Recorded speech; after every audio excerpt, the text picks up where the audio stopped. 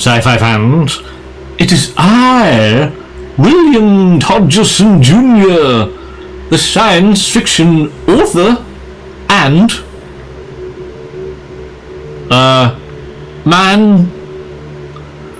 Anyway, I am here today to present another big pile or piles of science fiction paperback books. As you are no doubt aware, it was recently the Wizfest festival in Hay-on-Wye, which is a small village in the town of Wales. And I did go there to meet up with a lot of wizards who are friends with Wizard Jim. Jim Geldingman himself, and we had a very good time doing lots of book shopping, and I didn't even buy the most books, if you can believe such a thing. It was Goat Frenzy. He bought 14 million books. And I don't know how he got away with it, but he put them all into a suitcase, and that suitcase must have been made of some sort of spaceman material, and it whisked all the books away to his homeland, and he didn't even have to carry them, but I had to put them all into my automobile car and drive the 4,098 mile journey all on my own. I had no magic bags myself. Now, I will try and show you this big pile of 7 piles of big books in some sort of semblance of an order, but it may not work in that way. So first, the wizards and me, the non-wizard Todgerson man, exchanged a load of books, and they are piled in the pile next to me here, where you cannot see it. But I will start with these. First, there is the Castle of Iron, which was gifted to me by Sire Ian,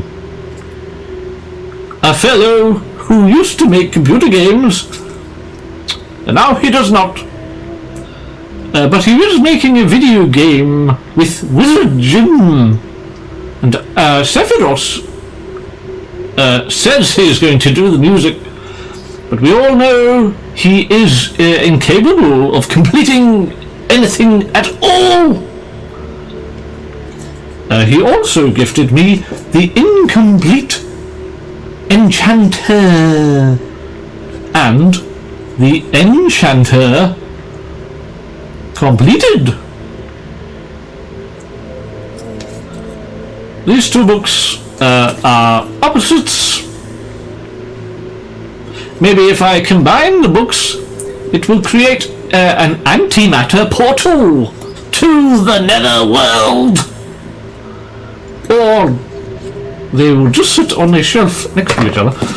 Now these are by L. Sprague de Camp, and they are very minted condition. I will not read the back because they are L. Sprague de Camp, so you know they are good, I suppose. Now I have no idea who I took these books from. They are probably mostly from A Goat Frenzy, for he brought 1 million books to get rid of, and then obviously bought the 14 million previously alluded to. But I picked up Galactic Derelict by Andre Norton. I think this is only my second or third Andre Norton book, and I have not read any of them yet, for obvious reasons. The back of this book is just quotations, so I will not read it.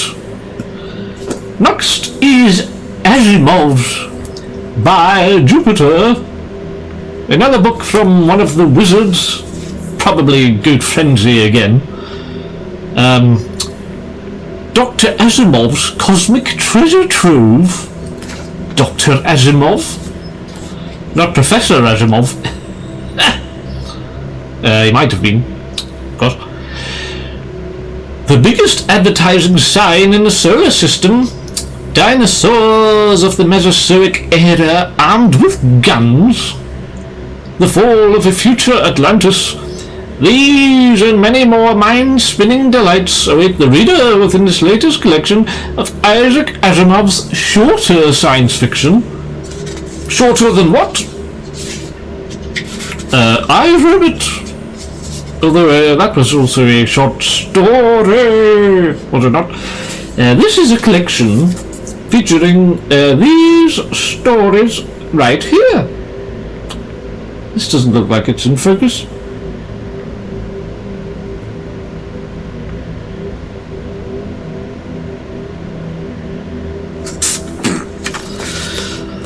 Many short stories by Asimov. And here we have the complete Bolo, like bolo tie. And this was another one stolen from probably Good Frenzy. The classic military dilemma. Can you trust those who are your servants not to turn on you? No. Another book is Kyric Warlock Warrior by Gardner F. Fox. Now this appears to be like a Conan type book. Probably a Tim-related event. It of course has an advertisement for cigarettes in the middle of the book. And it has a naked man on the front and a naked woman and a pterodactyl. A triple whammy. Another book is The Devil Rides Out. I think this belonged to C.P. Webster, the very famous horror author who wrote many books of a horrific nature. And he must not have wanted this book anymore, for it was too terrifying for him to read. Another door book here by the first door book, King of Argent by John T. Filifenti. Probably another Good Frenzy gift. It is about this following event. They told John Lampard that he would have to have his entire bodily metabolism altered to survive on Argent. He landed on Argent, golden-skinned and different. He had expected to find himself on a barren world destined for 2 years of hard work. But Argent had life of its own, of a different kind, weird, wild, and endlessly challenging.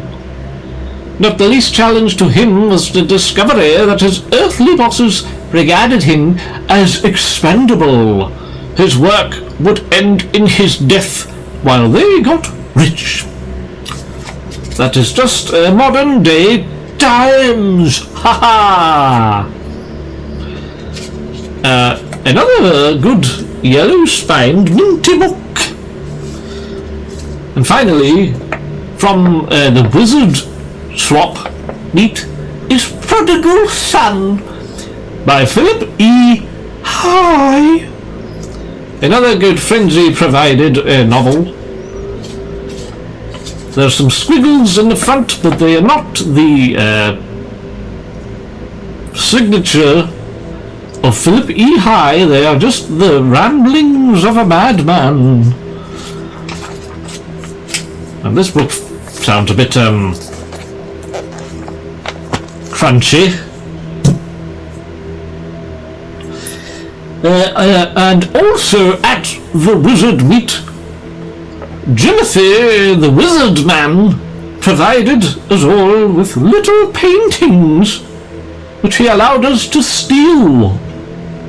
And I have procured this one, which is rather lovely. It is a city of the future. And it's very good indeed.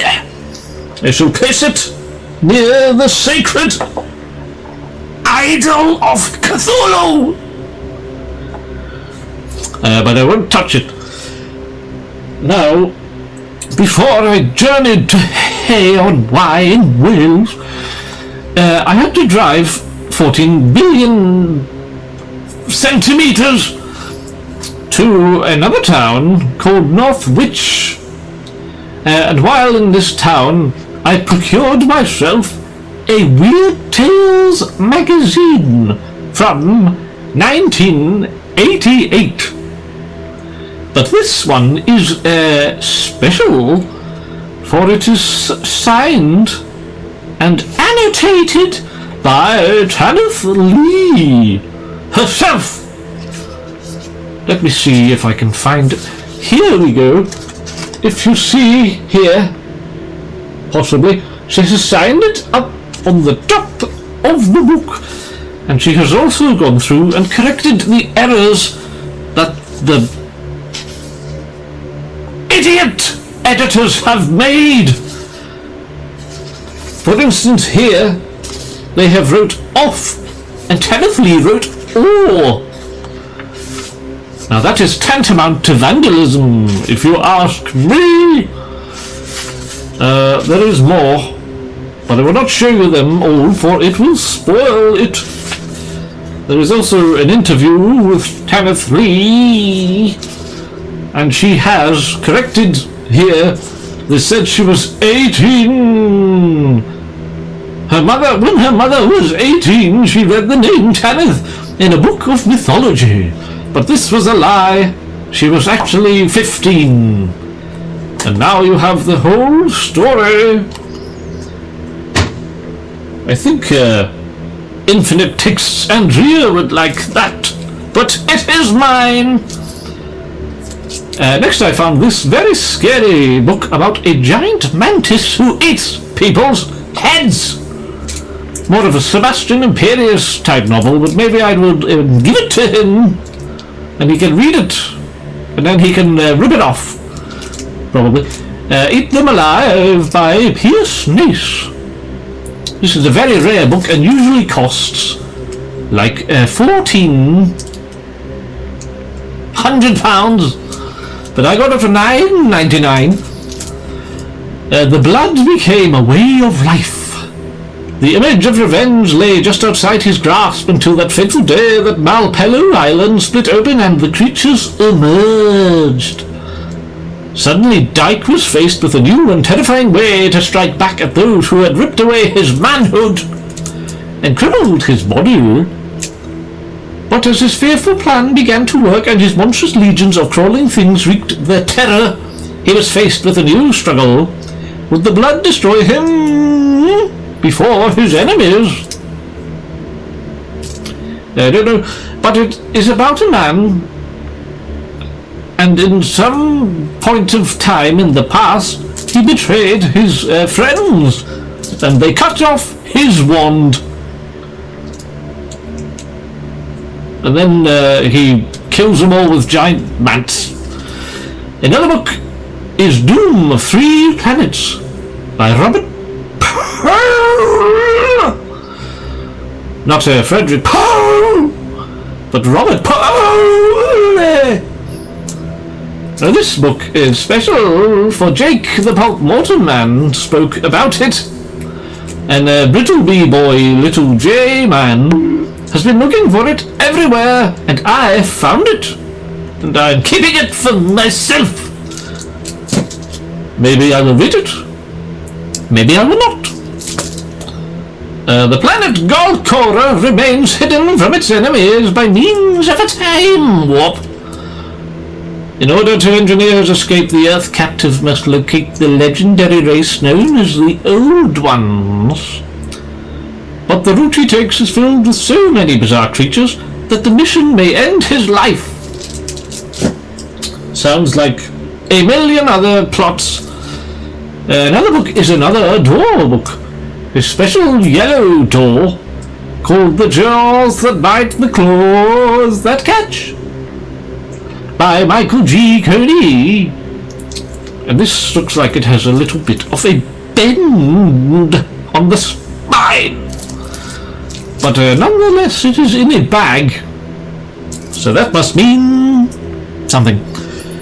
Another book in a bag is The Transvection Machine by Edward D. Koch. This one I had never heard of in my life, but sounded mildly intriguing. America in the 21st century is a tidy, computerized place. But there's still room for a messy murder or two. When Cabinet Minister Van der Defoe, inventor of the revolutionary transvection machine, fatally hemorrhages during a programmed operation, it's a job for the Computer Investigation Bureau. Computer cop Carl Crader has a cassette full of suspects.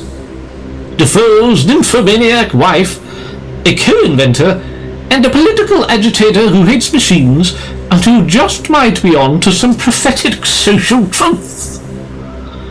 A beautifully plotted and clue detective story that just happens to take place in the 21st century. The future! Hanky-panky in high places, sex, threats of torture, escape attempts, and a shootout at the end. Perfect! That man is easily pleased indeed. And the last book I bought before Hay-on-Wye was Aftermath by Charles Sheffield. And I bought this in Chester. It is quite a thick book. It's 2026. Yes, it is. And the Alpha Centauri supernova has risen like a second sun, rushing Earth towards its last summer. Could this be happening now? Floods, fires, starvation, and disease paralyze the planet. A flash of gamma rays has destroyed all microchips worldwide, leaving an already devastated Earth without communications, transportation, weaponry, or medicine. That's coming soon to us. The disaster sets 3 groups of survivors on separate quests. Blah blah blah. Post-apocalyptic book. Sounds good, probably. So many piles. I will begin with the smallest one because it's small. Now here we have a very weird book. I think these are from Addyman books. Some of them might not be, for I have a forgetful nature and dementia. So some of these may be from another shop or something, or even maybe I found one in a pile in the toilet somewhere.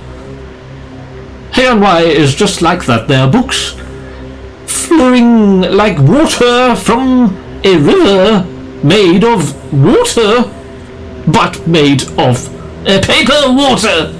What is this book? It is Tark in the tradition of Conan, but looks, surely that is Elric of Melnibone. Is this not Elric of Melnibone? Surely that is Elric himself. Usurped heir to the throne of the tumbling cliffs. Tark and his mentor mourned the flea, journey from the town of Thorn to the Silver Mountains, transporting the coveted blue sapphire that is the fabled gem of luck for the Thornies. This is his journey. It's just telling you the plot again, the complete plot. Past the beasts of the burning wood, the pirates of the shallow sea, and the princess of the Silver Mountains. But there at journey's end he must mount his giant fighting camel and meet his deadliest foe, the usurper, Accumulation, War Master of the Golden Tide. This book sounds like an ad-lib. Could be good.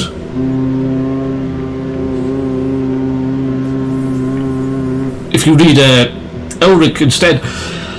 Another book from Addyman Books is George Turner's Vainglory, which I believe is the second part of the trilogy, which I already own the first and third parts of. Yes, sure. It is set in a post-apocalyptic world after some sort of apocalypse. And I don't know if you can see this, but the front says, it's Glasgow. It is Glasgow! Ha ha! Another book from this pile is Hellflower by George O. Smith. Presumably a book about a scary flower. This novel is a classic of science fiction, a brilliant venture into the unknown. That's all it says on the back.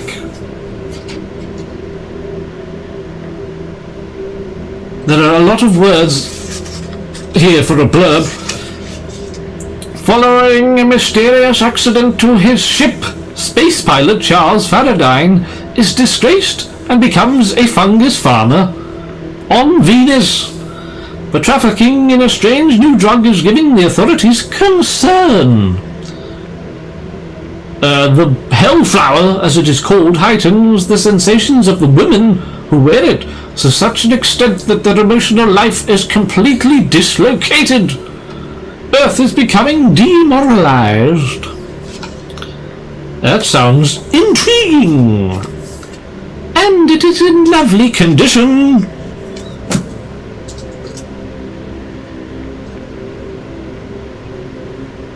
Sorry, I'm trying desperately not to knock this pile of books over. Another book here is Odd Science Fiction by Frank Belknap Long. I assume this is a short story collection. It is, but it is only 3 short stories, so they are not that short at all.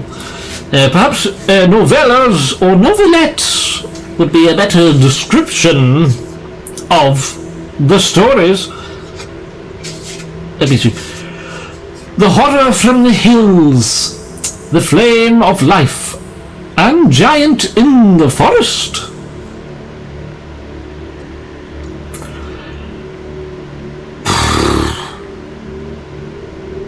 In this legendary trilogy, presented for the first time in book form, what form was it in before? A mysterious gas, possibly. He takes us beyond the realm of mere science fiction, far above and below the limits of the supernatural, into a world-time place only he could create. I beg to differ. Anyone who writes books could create a tame space.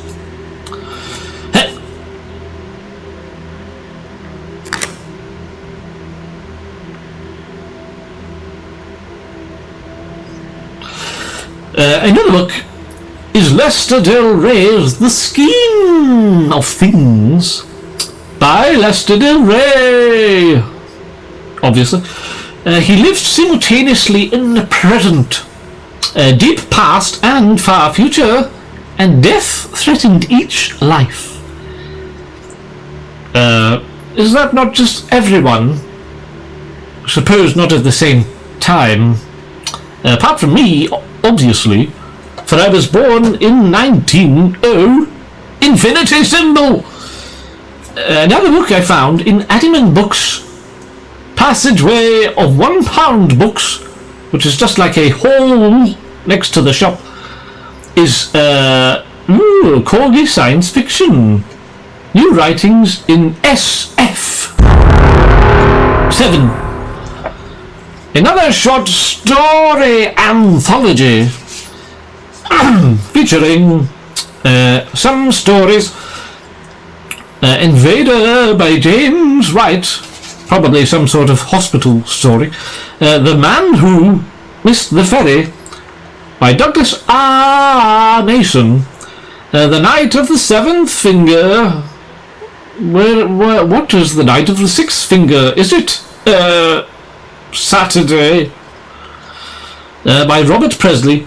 6 cubed plus 1 by John Rankine.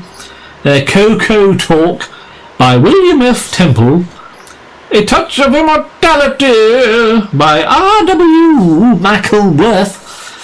And Manscarer by Keith Roberts, who wrote The Furies, which is about giant wasps. They're not manscarers, maybe it is some sort of linked story, but probably not. Another book is Shadows in the Sun. Normal shadow. Jefferson Springs, Texas. A sleepy town that seemed perfectly ordinary to Paul Ellery until he began to look under the surface. In a tunnel. At first they had answered to questions and had shown open hostility. Then they suddenly became friendly. Who's they? It did not explain it at all. Why was it that in the population of over 6,000, not one inhabitant had lived there for more than 15 years? Probably because it is full of criminals. Why did Paul get the feeling that everything about Jefferson Springs was devised to appear ordinary, yet could conceal something that didn't bear thinking about? Like a big bear! Paul Ellery discovered the secret of Jefferson Springs and found that he faced a choice that only one human had met before. Sounds alright. Maybe. Another book is Lest Earth Be Conquered by Frank Belknap Long again. Another Frank book. And this is about the primitives. Anthropologists tell us that primitive man believed he could be in several places at the same time. Did they? That seems rather unlikely for a primitive man to believe such a science fictional concept as omnipotence. He had no sense of time as we understand it, and could think of himself as living in the past and present simultaneously. This is not one of the other stories I read a moment ago. He was convinced too that he could at the same time be a human being and an animal. That's just drugs, probably. This pile here, I believe, is from Bookshop 451, the science fiction shop. And it has a little bit of horror if you're a Sebastian Imperius typey man who likes a scary read at night time. And I did buy some of those scary books so I can give them to Sebastian and he can copy them. The first book such as that is Blood Rush by Hugh Zachary, featuring a little cat on the front. The Terror Town. The small peaceful town of Earlysburg was drenched with the sweat of fear. People were being killed hideously. Good-natured Sheriff Jug Watson. What is it with you Americans and your silly names? Jug. Just call me Pale Water Bucket. The multiple murders were too senseless, too gruesome. A new wave of terror swept the town when dozens of animals were found savagely slaughtered. The sheriff panicked. The murders were out of control, and he called for help. Who did he call? He-Man, or the Ghostbusters, possibly. Another book is this, a Merit book, with a rather lovely cover called Burn Witch Burn. The back has a little skeleton baby doll thing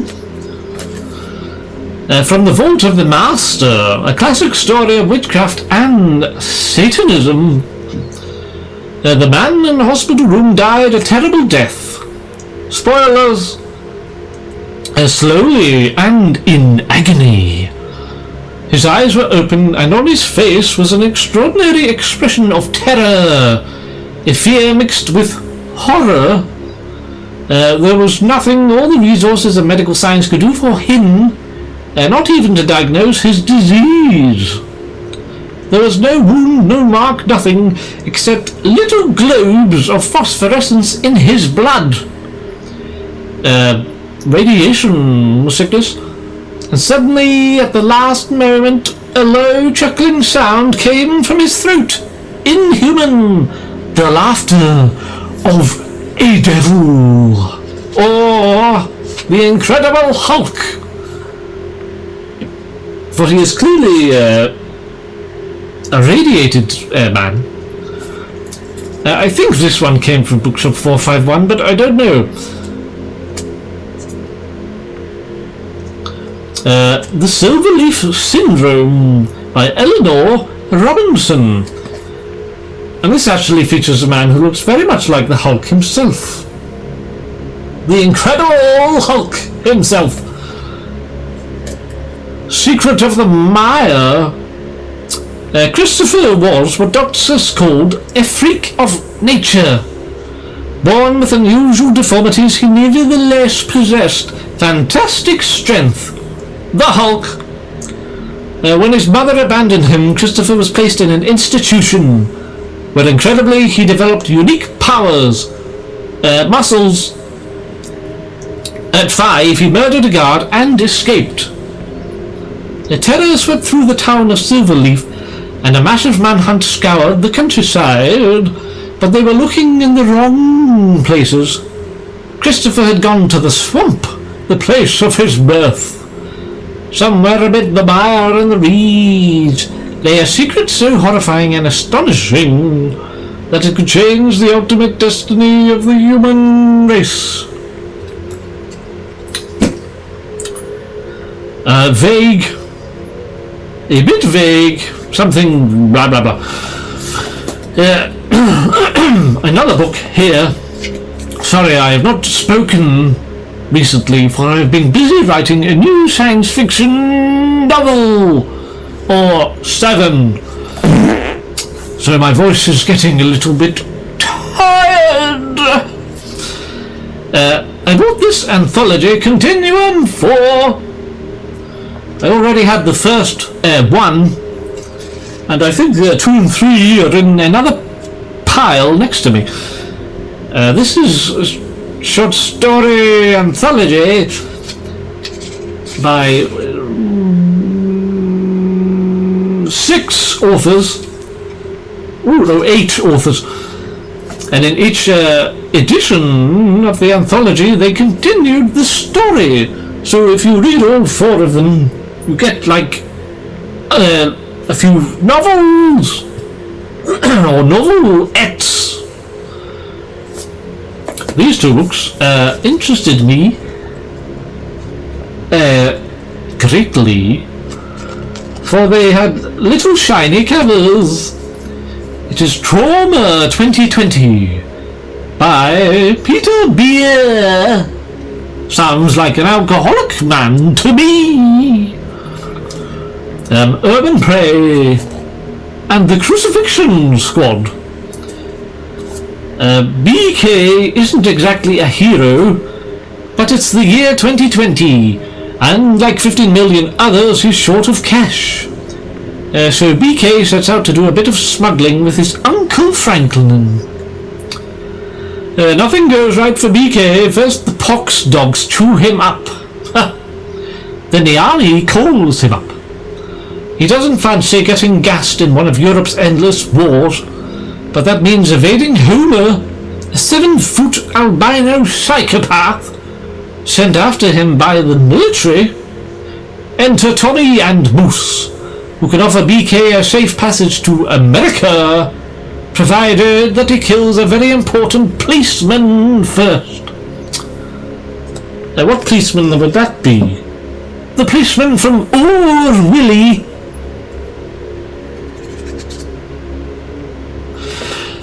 And the second book, much of the same, I assume. Now this one looks like Brittleby could like it a bit. It is Black as Blood by Rob Chelson. Dead men walk, but not very well, because they are zombies, presumably. Tongue-in-cheek horror, it says on the back of the book. Let me read the blurb. It began with Bernie McKay and his not-too-reliable wife, Angie. Uncle Albert was laid out in his coffin, dead as a doornail, and things were on a reasonably even keel. But then Uncle Albert sat up and accused Bernie of stealing his gold. And first of all, Bernie didn't know what he was talking about, and second, it took a considerable tussle to get Uncle Albert to lie down again, get his casket lid fastened, and the coffin buried. But that wasn't the end of it. Far from it. There was Hat Stetson, for instance. Hat! Who dug the coffin up again, sort of, and there was the business with Angie and blah. This is too vague of a blurb. Sorry, I'm going to take a drink of Willy juice.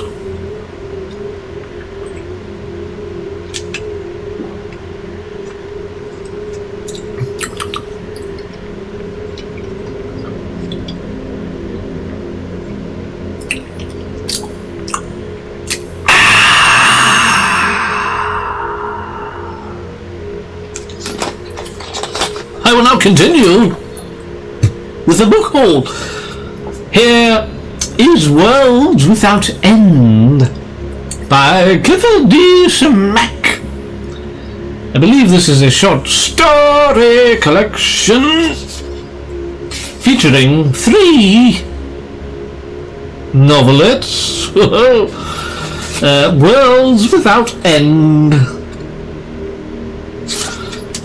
The Spaceman's Van Gogh and Fool Cycle. I think I have a big gigantic pile of Clifford D. Simak books, and I've read 2. Here is another Clifford D. Simak book. Time is the simplest thing. Finally came the time when Earth's astronauts were forced to abandon all attempts to probe the stars. It was then that telepathic exploration was developed, and eventually men could project their minds into the farthest reaches of space.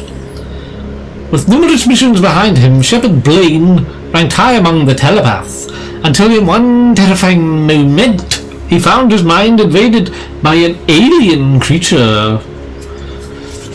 Terrifying! A novel, rather than a short story thing. This one is a bit of a scary situational book. Legends for the Dark. Edited by Peter Haining himself. This features a few short stories by horror authors such as Robert Sheckley, the science fiction author. August Derleth, Basil Copper, Robert Bloch, Wesley Rosenquist, Jules Verne, Edward W. Ludwig, H.P. Lovecraft, and Ray Bradbury. Story 2. I think I've read some of those short stories. Maybe I shouldn't have bought the book, but I did. Another book is this, The Jewel of 7 Stars, by Bram Stoker, who also wrote a little-known vampire novel called, was it Dracula? Or Frankenstein? I don't know. This appears to be about, like, a cat with a sword or something. In a bedroom filled with relics taken from Egyptian tombs, a man is found bloody and senseless after a savage attack in the night. And while he lies helpless in coma, there is a second attack. A dark, ruthless power reaches from beyond the grave for the magical jewel of 7 stars. The sacred ruby, which is the key to a nightmare experiment prepared by a royal sorceress nearly 5,000 years ago, when I was born. Finally, from Bookshop 451, my wife, Fanny Todgerson, bought these Star Trek children's books, for she does not know how to read. Well, she does, but she chooses not to. So we think maybe if we give her some children's books, she'll figure out how to read.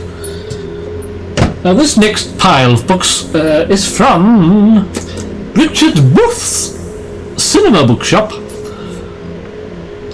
And Sire Ian kindly bought me 3 of these books for making the Wizfest t-shirt you see here on my very body. That was very kind of him to do so. And I don't know what 3 it was 3 of the books.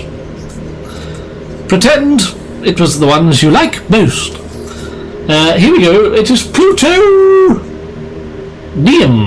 by Vic Mayhew, although it looks like Vic Mayhem, which is a better name, obviously. This is like just a disaster novel about plutonium being bad for your health. Next is this book, a horror book perhaps, by Arch Oboler, a horror masterpiece. I will just show it to you because it looks rather nice. Indeed. Another book with a nice cover here. I don't think any of these are in focus, are they? Go into focus, you little book. The Stork Factor by Zach Hughes. The future. A repressive religious dictatorship rules a stratified, opiated society in America, where no man may advance himself except through religious hypocrisy. Suddenly a young priest sincere in his religion finds himself the power of spontaneous healing, a power of overwhelming political import in a society whose medical care is reserved for citizens of high status. He is rescued by the underground after fleeing the police, and blah blah blah. I cannot see the rest, for they have put a massive sticker on the back. A sticker that I have not yet been able to remove, for it is made of pure evil. Another book is The Peacemakers by Curtis W. K-Swit. A world gone mad. Puckett, the Hitler-like dictator of Rockland, had plans to conquer Sunland. The only other nation in the world. To stop the tyrant, scientists produced Sympathone, a love-inducing drug, which they secretly administered to the populace, but the S project failed. Puckett and his warmongers were unaffected by the drug, and only one scientist could prevent Puckett from destroying the last survivors on Earth. That sounds very odd of a plot. Two nations, but they know about Hitler, so is it Earth? Earth has more than two nations. A monkey book here called Pan by Bernie Dibble. A scientist created him, mankind rejected him. Rude indeed. He was the first of a totally new species, the result of a unique scientific experiment. Half man, half beast, he inhabited a world of shadows, torn between his human and animal natures. The conflict within him threatened not only the success of the experiment, but Pan's own life and the life of the one person who cared about him. Presumably this person on the front of the book. Sounds like Flowers for Algernon, but with a monkey man. These are still from that same shop. A Plague of All Cowards by William Barton. Ace science fiction special book. I can't read the back because of the sticker, but it is a book. Another book is Caution Inflammable by Thomas M. Scotia.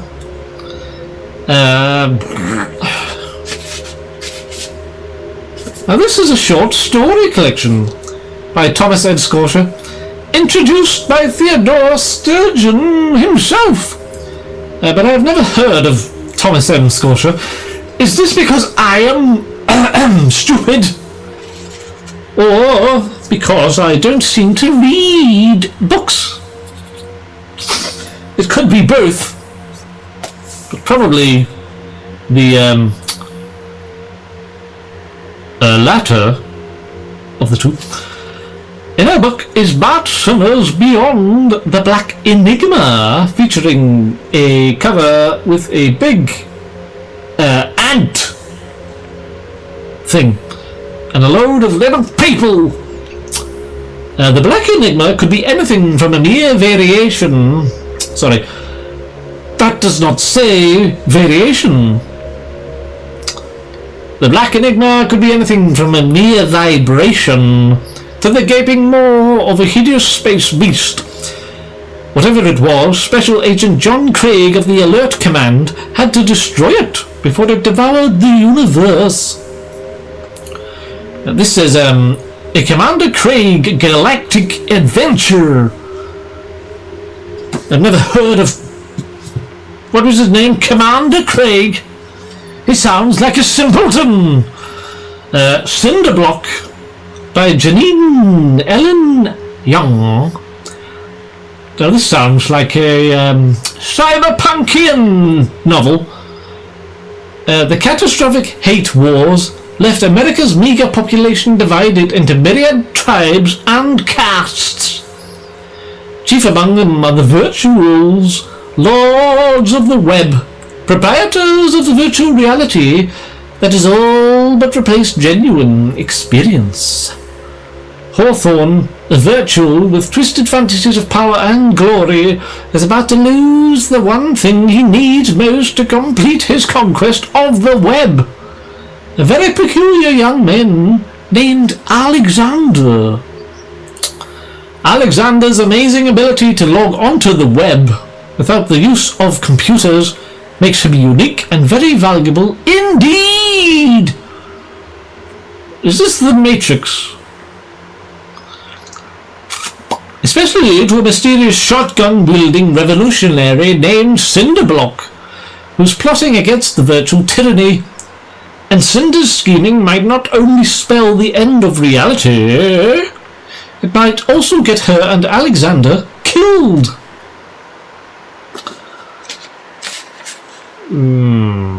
This came out before The Matrix.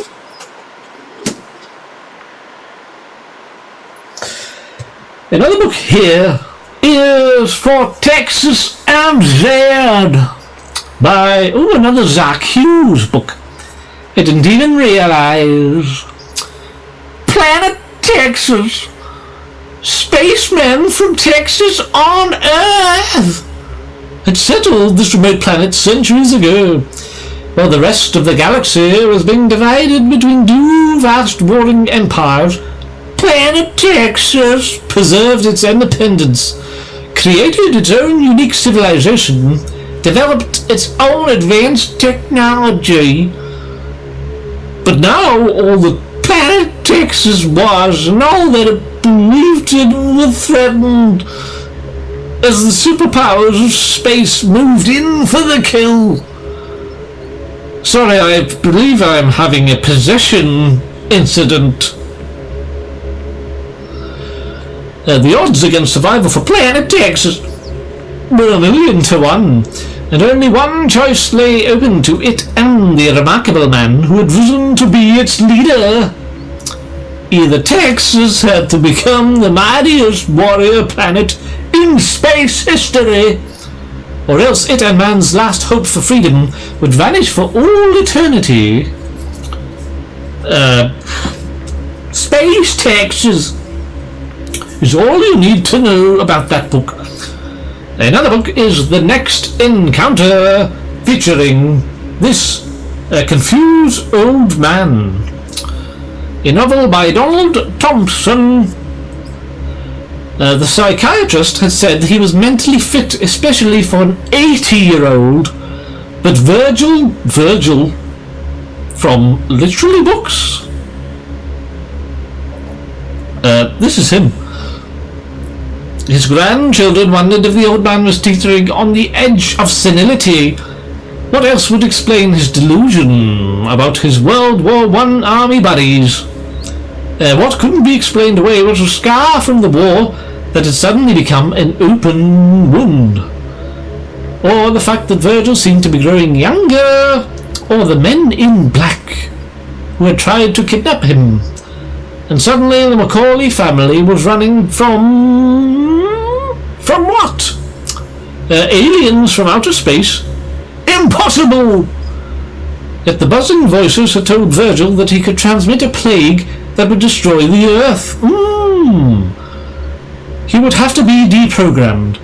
Was that another word for murder? And so they ran. From Boston to New York to Ireland. There on a black and stormy plain the answers would become chillingly clear. I want to know the answers.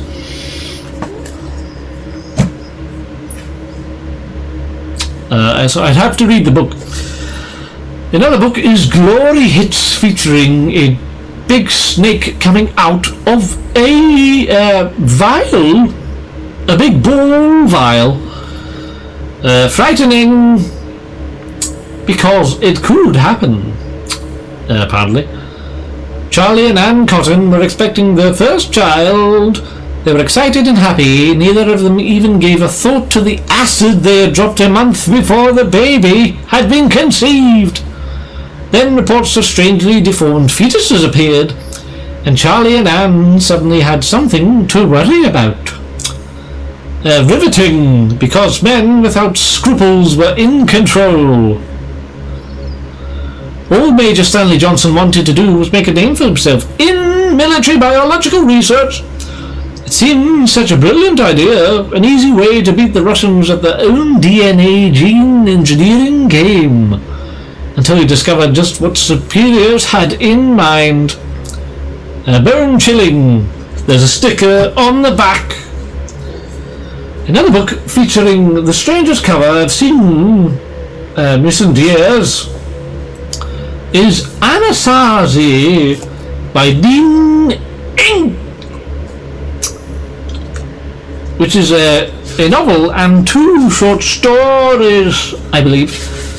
Anasazi, Devil You Don't Know, and portions of this program. Now, the Anasazi story purports to be thus. The users had a problem. The candidate host form, though bipedal and tool using, was rather too large for optimal parasitization until the stock had been bred down to proper size. The users would have to make do with immature forms, and since this would mean discarding mounts every few years, inconveniently large breeding ranches would have to be maintained. Still, the inconvenience was minor, especially considering that the brain case of human child was of a perfect size to hold its host, once most of the brain had been eaten. What? Another book here is The Dark Planet by J. Hunter Holly. The Corbellans had conquered Earth by killing almost everyone. Good blurb. Now this small pile of books here, I believe, is from not Richard Booth's Cinema Bookshop, but the Cinema Bookshop, which used to be a cinema and now is a bookshop, hence the title of the shop. Now this first book isn't really a science fiction story, but it kind of is. It is The Exile by William Todgerson Jnr. Beneath the opulent glitz of Hollywood stardom, David Caspian broods. Veteran of 10 feature films and surrounded by the discernible trappings of success, he confronts the darkness of a career turned sour. But David has another darkness. During waking fantasies that take him back in time to the horrors of Nazi Berlin, David becomes Felix, the ruthless Gestapo black marketeer. As reality and dream become inextricably merged, David must take control of Felix before Felix takes control of him. The Exile is an adventure of the imagination and phantasmagorical blend of illusion, reality, comedy, and terror by the master magician, William Todgerson Jnr. Was he a magician? Or was that a metaphor? I don't know. Another book is this anthology, the John W. Campbell Memorial Anthology, featuring short stories in memoriam of John W. Campbell, who used to edit a magazine. I should know this.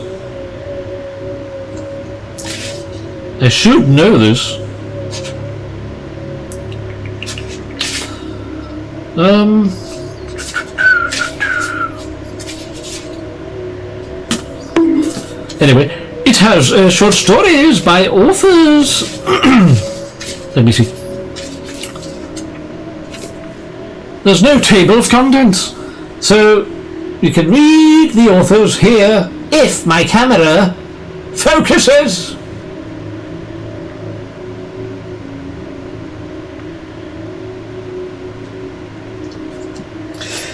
Another book is this John Christopher book, The Long Voyage. I don't think this is science fiction either. Sounds like an adventure book. A ship sets out from Dublin to Copenhagen, carrying cargo, horses, and a few passengers. The voyage goes well until disaster strikes. Disaster as sudden and incurable as death itself. A great storm, a rudder smashed beyond repair, and a mutiny leave the passengers and officers helpless and drifting ship on the mercy of wind and tide on the vastness of the ocean. And wind and tide carry them implacably to the north, to the Arctic Ocean and the Arctic ice. But the last and most terrible part of the voyage begins. That does not explain much, apart from there is a boat in the book. Now, another book here, in the tradition of Robert A. Heinlein, is Secret of the Marauder Satellite by Ted White. He was a junkman. His job was to clean up the tons of scrap that had accumulated in Earth orbit from years of probes, space shots, and satellites. It was young William's first service assignment, and he enjoyed it. Until he found the ancient Soviet capsule with the mummified bodies inside and realized that something else was scavenging the space lanes.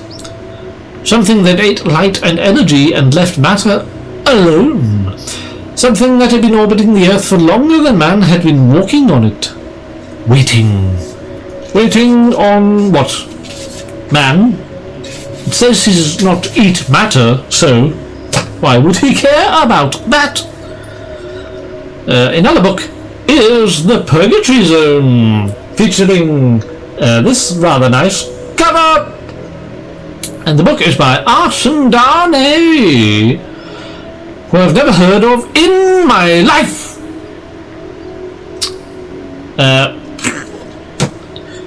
There are too many books in this pile. I may not read them all. Here we have Continuum 2 and 3. Once again, they feature stories the same as before. A book. It is The Hunters by Jack Lovejoy. There is like a monster thing here, and on the back there is a man. The man is the blurb. And finally, from the Cinema Bookshop is You Must Remember Us by Leonard Daventry. And this, I believe, is a science fiction book club edition of a book. When Earth died, the specially picked and trained complement of the spaceship New World was annihilated before it could go aboard. By who? Instead, Captain Saunder found himself saddled with a bunch of nondescript second raiders. Nevertheless, a planet able to support and perpetuate the race had to be found, and he was a man of iron resolution, determined to succeed. But then they encountered in the depths of space a derelict alien ship. And from this came stark tragedy. Survival now lay through horror and the most macabre surgery ever conceived, and when this had been performed they were no longer men and women. To the natives of the world they eventually discovered they were gods. Yet they were not these either. So what were they? Pigeons? Hamsters? Dragons? Now this pile of books, I think, was from the Hay-on-Wye Booksellers shop. Across from the castle, the big castle.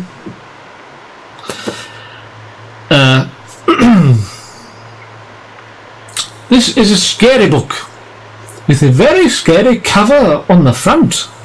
of the book, featuring a maggot-eating man being eaten by the maggots themselves. And this is a short story anthology edited by Hugh Lamb. And it features horror stories. Let me see if I can hold this up. Is this in focus? Is this in focus?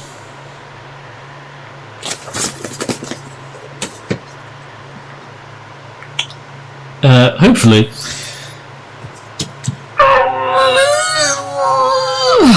Sorry, the pile of books was heavy. The Return.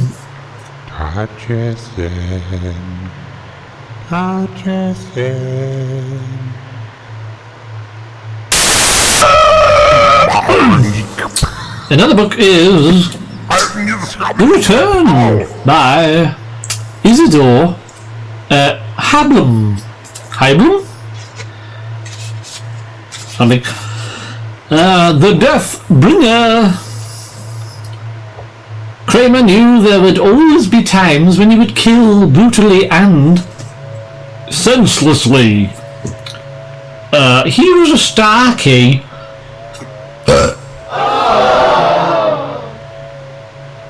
He was a Starkey, enslaved by a war-ravaged mind.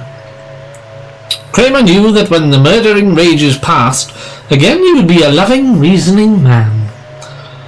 Kramer knew a deadly danger shadowed Earth. He had detected and experienced it himself. But Kramer was a Starkey. He would have to fight alone. Gobbledygook. But the text block is the same cover as the front, so I had to buy it. Another book is a Brian Aldiss short story collection called Who Can Replace a Man? Hopefully not this fellow. This features a few stories. Who can replace a man? Not for an age. Cyclops. Outside. Dumb show. The new Father Christmas. Ahead. Poor little warrior. Man on bridge. The Impossible Star. Basis for negotiation. Old Hundredth. A kind of artistry. And Man in His Time. I really should read short stories. They're probably easy to read, being short as they are. Another book is Chronicles by D.G. Compton. A mysterious explosion, a haunting, indefinable smell. Sitting quietly by a Cornish creek, reading his favourite comic book. Rose's Varco hears the bang, catches a trace of the odour, farts, and understands nothing. Which is hardly surprising, since Roses had just witnessed the death of a time traveller lost in a limbo between worlds. Had he known the truth, it would have terrified him, for the traveller was himself. Book spoiled. Another book is this Frederick Poe book called Digits and Dastards. That sounds very odd to me. In 6 short stories and 2 experiments with digits, Frederick Poe creates illusions that may not always be illusions.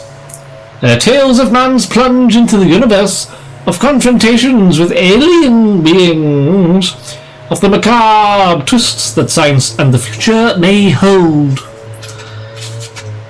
Now this experiments with digits scares me unfathomably. Let me try and show you one of them.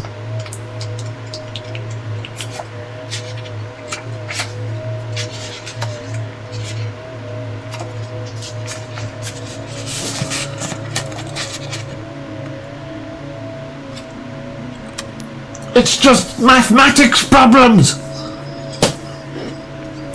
Another book is The Big Time by Fritz Leiber, featuring a gym-adjacent cover, although there are no bottoms, so... Greta Forzan was no ordinary hostess. True, it was her job to entertain, but the soldiers she amused were recovering from battles fought in the biggest war ever. A war in which they travelled back in time to change the past, or ahead to mould the future.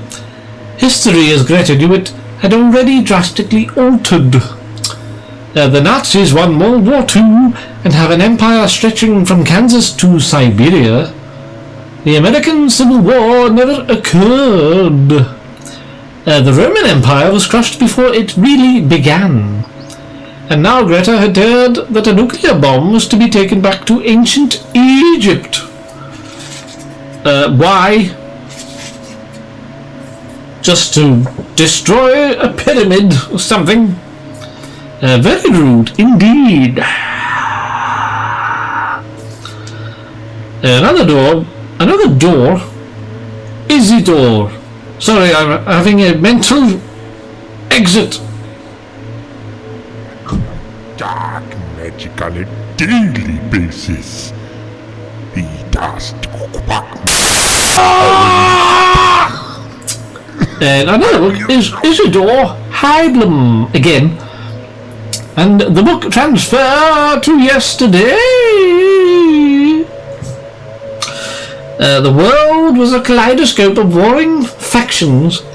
Even the coloured towers of the magnificent city reflected the internecine warfare. League gold, Federation blue, Alliance green, Coalition brown, Corporate silver, and a dozen more. Are there a dozen more colours? In his sane moments, James N. Norton knew he was an ex-professor of League history and had long since given up all affiliations.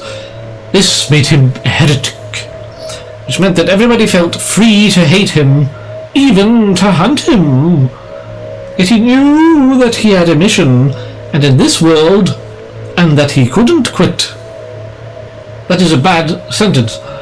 No more could he sort out who or really what he might be, or when. What? These science fiction novels are getting silly. And another book here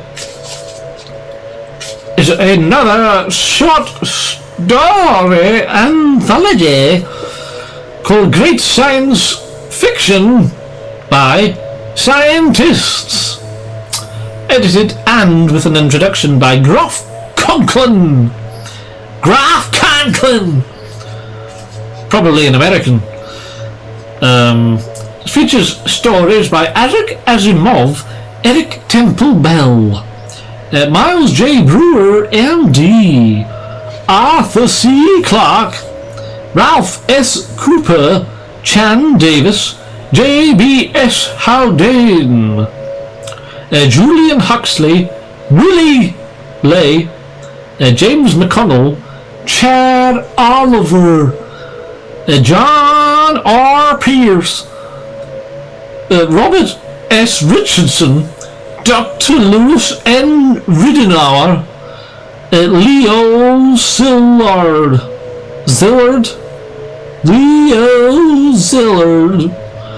and Norbert Wiener.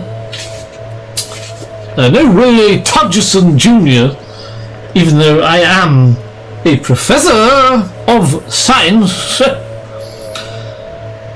They must not have heard of me. Another book is a Robert Shickley book here called The Game of X. And this seems to be a James Bond tab book.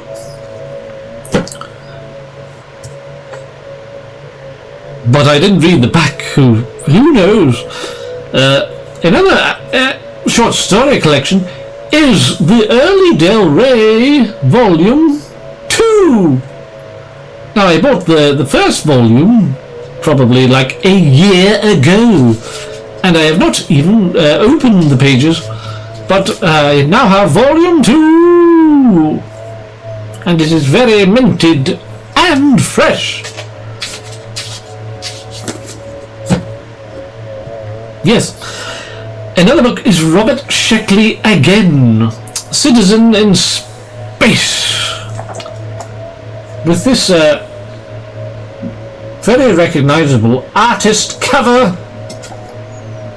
You know, I know the name, but I can't remember it. Someone. Is it something Powers? Austin Powers! This is a short story anthology featuring the mountain without a name, the accountant, hunting problem, a thief in time, the luckiest man in the world, hands off, something for nothing, a ticket to Tranai, the battle, skulking permit, citizen in space, and ask a foolish question. Yes, more short stories for me to ignore. Oh, it is a book of short stories, an anthology book. The Road to Science Fiction, From Gilgamesh to Wells, by James Gunn. Now this is a short story anthology featuring lots of science fiction stories throughout the years. For instance, the first story is by Lucian of Samosata. I think it was written in 500 BC or something. Let me find out for you, viewer.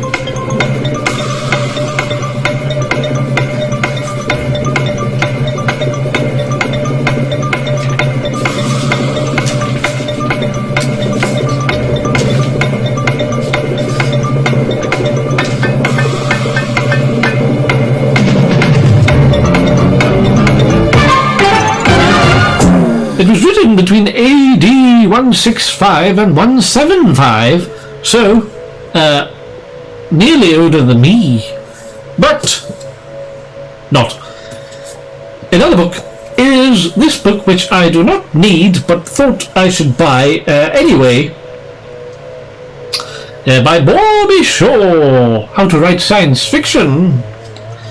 And I did not notice this until I got home, but the man, Bobby Shaw man, has signed it with his own pen. To Stan, with best wishes, Bob Shaw.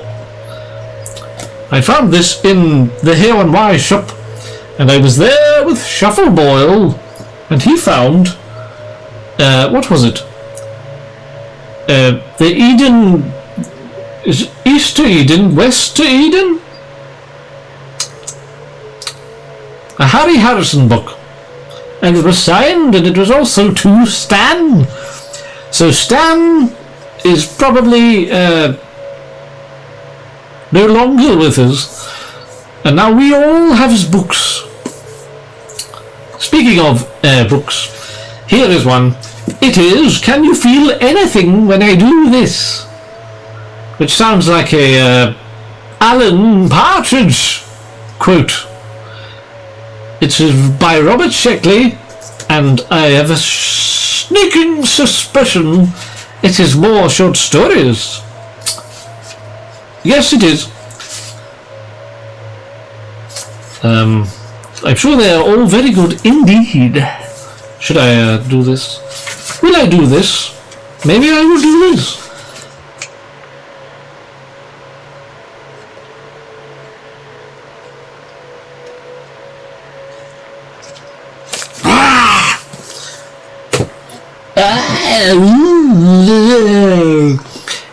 Another book by David G. Perry is Star Chant.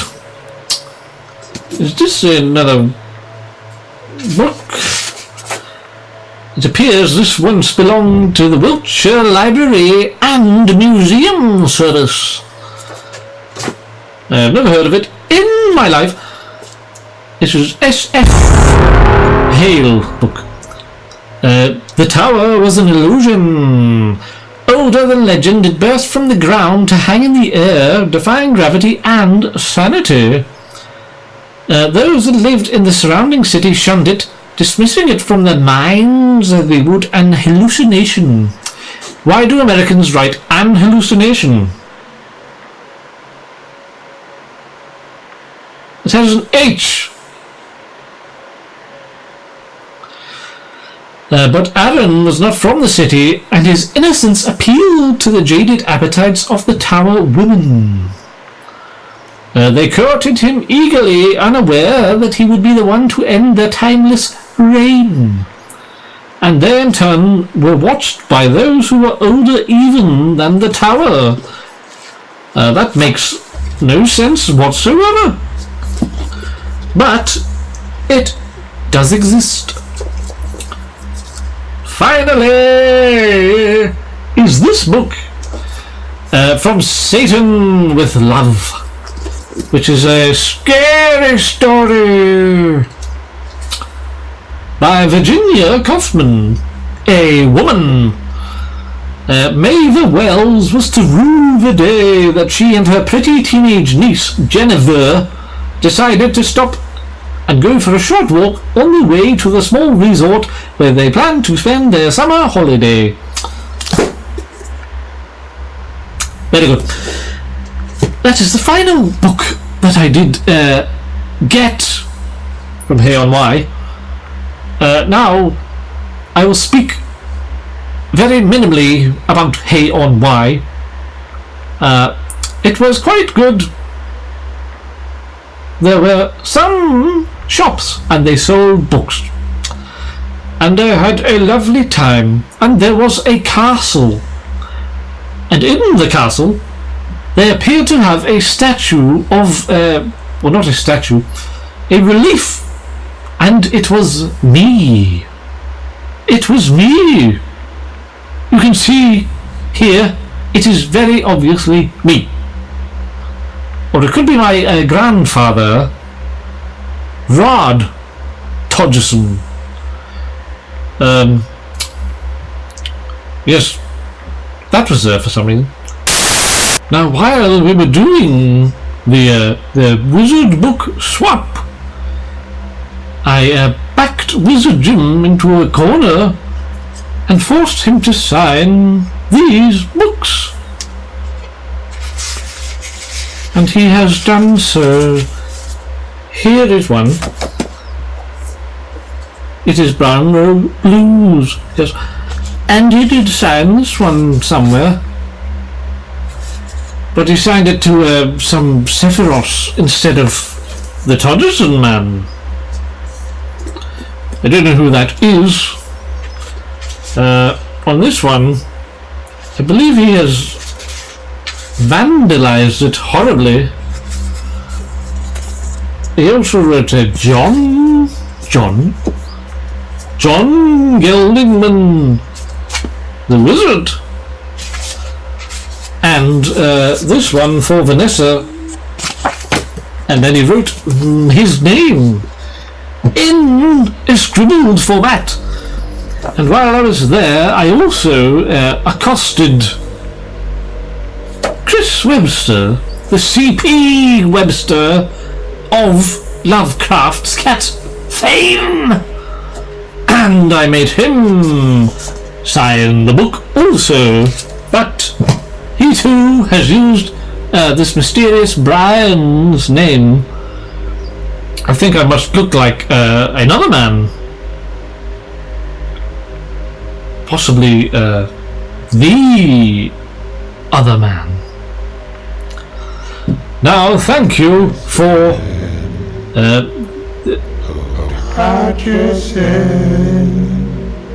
It's me, Wizard Jim, what is that noise?